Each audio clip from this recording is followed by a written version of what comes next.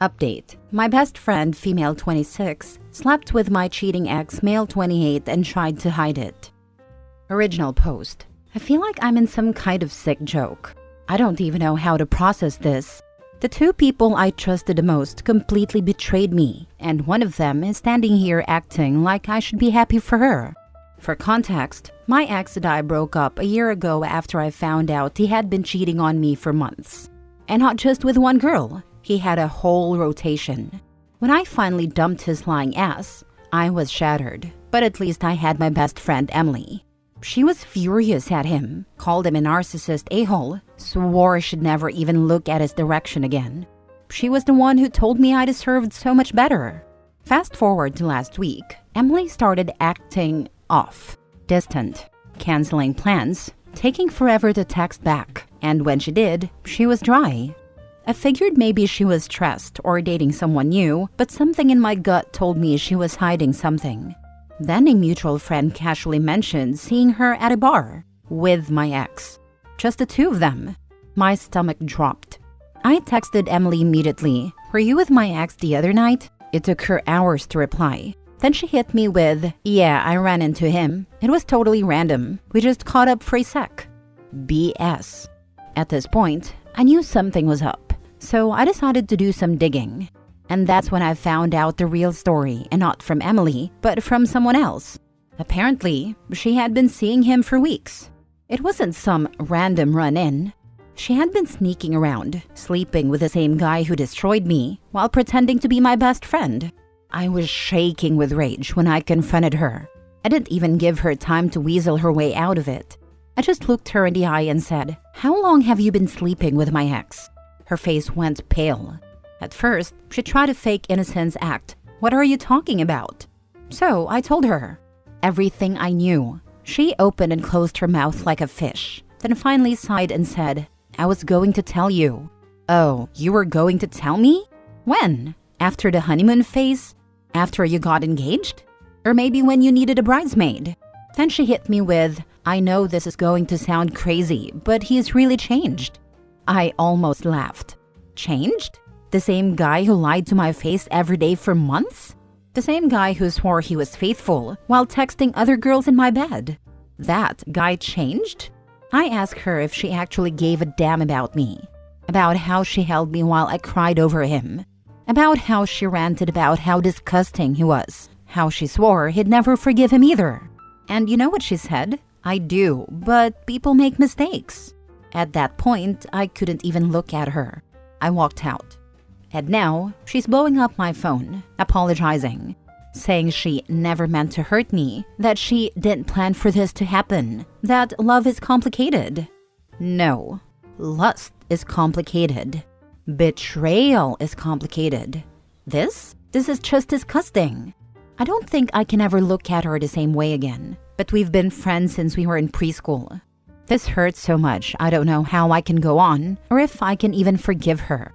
How do I get the picture of them out of my mind? Now for the top advice before reading the update. Obviously, she isn't your friend, but I'll cheat on her so she'll lose both of you. And that's karma. Just make sure to get the word out so she can't spread a false narrative. Some of my friends think I'm too harsh and controlling who she dates when I tried venting to them, and think I shouldn't end a friendship over this. Those friends are wrong, and I'd watch them carefully for the same type of behavior.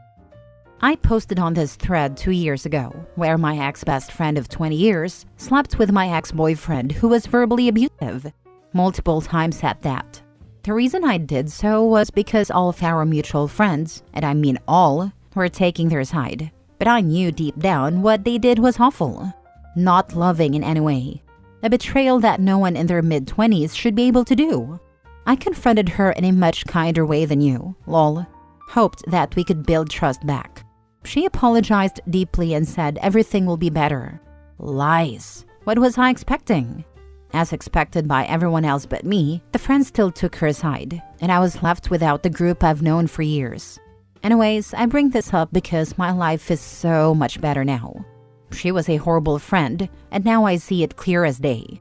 I have friends who, though I haven't known them 20 years, there will be a day I can say that and know how deeply I love them, and they love me.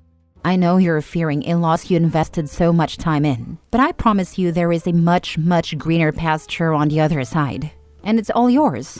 Please take the plunge, lose those evil people, and cut ties with anyone who supports her decision to betray you in any way. They're not good people either. I'm so sorry that happened. This helped me, though, thank you. Honestly, as odd as it is, I'm glad it happened. The friend group was such low quality and I was blind to it. I'm happy I didn't waste another 20 years on those people. Hysterical that the way I left was because of the one person I trusted most. The world works in mysterious ways that all you really had to do is laugh. You may not know it now, but there are people who are meant to be in your life in your mid-20s that are much better for you. Ones that you can't invest in if you stay so close to someone who happily betrays you in this way. Your friend did make a mistake. She was actively hiding something that she was actively doing multiple times. Please do not let that knowledge go for some sunk cost fallacy. If you feel lonely, please message me and you can rant all you want. What they did was horrible, and no one should be able to invalidate your feelings. I didn't look back, and I don't regret it at all. Good luck! Now for the update. I wasn't really planning on posting an update, but things have gotten even messier, and I needed to vent. After I cut Emily off, I thought that was it. I made it clear that I didn't want anything to do with her, but apparently she's been telling people her own version of what happened, and now some of our mutual friends are turning against me. At first she kept texting me, apologizing and saying she never meant to hurt me. I ignored it. Then she switched tactics and started making it seem like I'm the one overreacting. She's been telling people that I'm trying to ruin her happiness, that I'm mad for no reason because it's not like I was still with him, and that I should just accept that they have a connection. Now, some of our friends are acting weird around me. A few have even said they think I'm being too harsh, and that she didn't cheat on me. So why does it matter? One even told me I don't own my ex. They even had the audacity to show me Emily's Instagram story of them both. I never said I owed either of them, but it's like they're both shoving it in my face now the cat's out of the bag. And they have no shame. Never in my wildest dreams or nightmares did I see my best friend, who saw firsthand how much she hurt me, would turn around and start dating him. And now publicly. I still have a few friends on my side. But it's frustrating that I'm now being seen as bitter or dramatic for cutting her off. It's not about wanting him back. It's about trust. And at this point, I don't even recognize Emily anymore. I don't regret my decision, but now I'm losing even more people than just her, and it's not even my fault. It makes me feel like I'm going crazy, like I was the one who did something wrong. Next story. Am I the a-hole for telling my dad's mistress I don't care about their possible deaths? My parents' marriage ended just over a year ago after my mom learned my dad was having an affair. My dad and his mistress have been together for about 6 years by then, and I think he wanted my mom to find out. Since my older siblings had already moved out, and I, 18 female, was almost grown, he wasn't as concerned about hiding it anymore. To me and my siblings, it seemed like he hated my mom, and from the way he spoke, it felt like he resented her for ever being happy with him. We all cut him off when we found out. He tried to fight it, telling us he still loved us, that he was still our dad, and that he still wanted the best for us. But none of us wanted the best for him. My brother told him he hoped the rest of his life would be miserable. Weeks after my mom filed for divorce, my dad texted me and my siblings to tell us that his mistress was pregnant. He even sent us a sonogram photo, but none of us cared enough to reconnect with him or keep him in our lives. I still live at home with my mom while attending community college. My siblings visit, but they live out of state now. A couple of weeks ago, my dad's mistress showed up at the coffee shop where I worked and tried to talk to me. I stayed professional and told her that personal conversations were not allowed at work. She left but came back when my shift was ending, trying to talk to me again as I walked home. I told her I had nothing to say to her. She wanted me to look at and meet her baby, but I walked away before she could take the baby out of the stroller. She showed up again a few days later, this time without the baby. She told me to think about how short life is and how my dad could die tomorrow, implying that I would regret cutting him out of my life. I told her I didn't care if either of them died. I told her they were sick and twisted, and I was letting him go. I said I didn't care about him, her, or their baby. I also warned her that if she wanted to protect her child from the truth, she had better keep them away from me and my siblings, because we wanted nothing to do with them and wouldn't pretend otherwise just to make them happy. I then told her to leave me alone, or I would go to the police for harassment. Later that day, I received a DM from a random account calling me heartless for not caring whether my dad or his mistress died. Since she was the only person I said that to, I deleted the message and moved on. But she also told my dad's family, and now some of them are saying I should still care about my dad and the baby because they are a family. Another relative said the mistress had done nothing wrong to me or my family, and that she owed my mom nothing. I brushed off what they said, but it made me wonder, was I wrong to say I didn't care? Either way, I won't apologize. I'll just ignore them if she or my dad tries again in the future. Am I the a-hole? Actions have consequences. Your father's wife was cruel to stalk you, and she set herself up for a conversation she wouldn't like. Maybe things will change in the future, or maybe they won't, but not the a-hole. My feelings about not having a relationship definitely won't change. I've lost all respect for him, and I really don't care about her or their child. Blood doesn't mean as much to me as it does to some people. Even though the baby didn't do anything wrong, I see them as just another random baby in the world, not family, and not someone I desperately want a relationship with. The mistress did nothing wrong? She owed your mom nothing? Is that relative out of their freaking mind? She spread her legs to a married man and he went right along with it. Your sperm donor, aka dad, was sleeping with another woman for 6 years, not caring about the wife and kids he already had. His filth, and for his family to come after you? It's obvious they're okay with him cheating you, your mom, and taking a dump on his own family. They're enablers. Blood isn't family. If you want nothing more to do with them, block them, contact the police and a lawyer, and then file a restraining order if the harassment continues. When a person cheats on their spouse, they also cheat on their family and their kids. They don't care about their own children. Too bad the courts don't take away parental rights permanently from people like that. The relative said the mistress wasn't married to mom or a part of our family then, and owed us nothing. That only my dad did. I don't see it that way though. She expected us to be a family once she and dad were together officially, and that was never going to happen. I think it's sick she expected it. A lot of people say cheating doesn't make someone a bad parent, just a bad spouse, that it shouldn't mean losing custody and stuff. I don't think anywhere in the US allows it now. But cheating destroys the family and creates conflict unless you expect people to be doormats who can't get angry at a cheating spouse or partner once they have children together. It's unrealistic and doesn't make sense to me. Last story. My coworker broke up with her boyfriend and it is because of my husband and I. As the title says, my coworker broke up with her boyfriend of many years because of my husband and me. Despite how it sounds, this is a positive story and something I didn't even realize was happening. For some context, my husband and I work at the same company, though we're in slightly different departments. We have the same shift and normally get to take lunch together and interact frequently throughout the day. We always maintain work-appropriate behavior with each other while on the clock, though if it is low, we will occasionally have more friendly interactions. My coworker, I'll call her Mel, started working with us almost a year ago. She's very sweet, but seemed very shy and sensitive.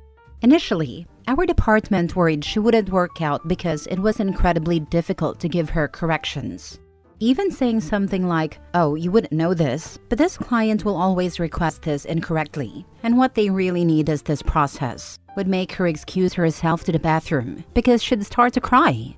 I now know this should have been a red flag, but the only relationship abuse I'd seen personally had been physical.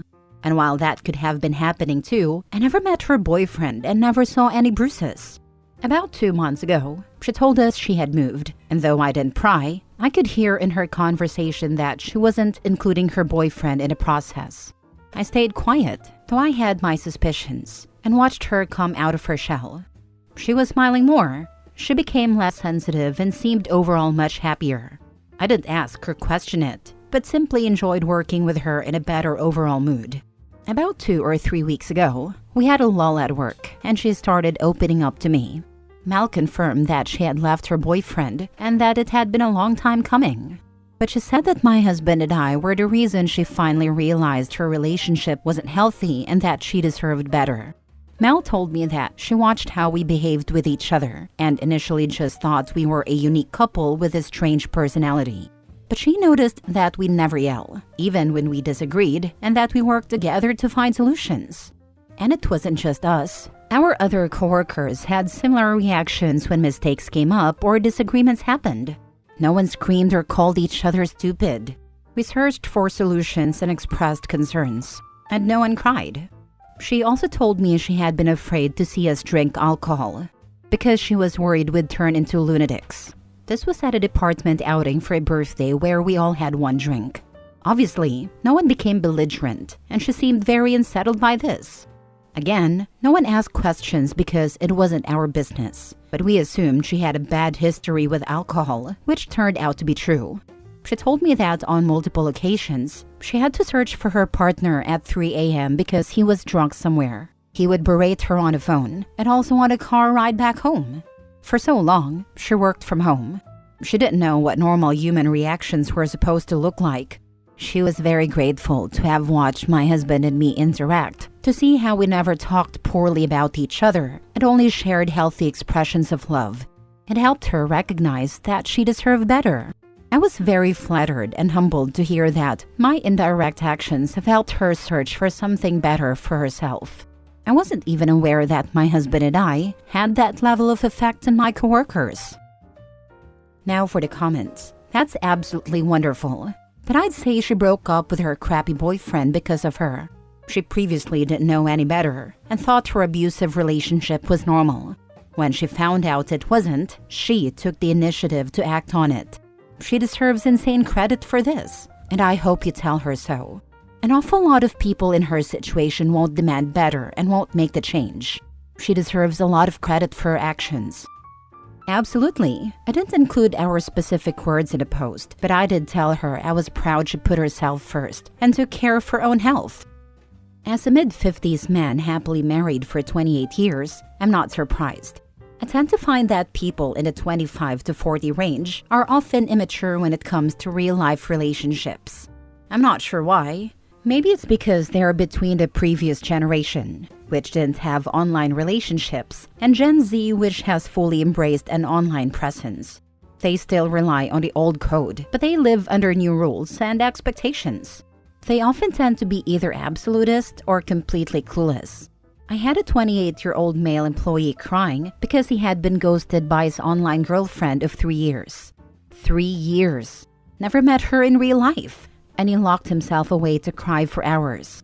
I also had a 26-year-old female employee who desperately wanted to get married but couldn't get her relationships to last more than 3 months. She was so focused on marriage that she neglected her relationships and came across as desperate. Many people are influenced by social media and don't realize they have unrealistic expectations. They don't even see that this makes them toxic. My wife is a couples therapist, and we were invited to the wedding of a friend's daughter. Some of the bride's friends heard about my wife's profession and came to ask her questions. One of the bridesmaids wanted a £100,000 wedding, and her fiancé had refused to finance that extravagance. Her friends egged her on, saying she deserved to have her dream wedding. She wanted to give him an ultimatum. Either he gave in to her demand or they were through. My wife had the audacity to say that as soon as she gave the ultimatum, the relationship would be over or doomed. She could not understand why that was a bad idea.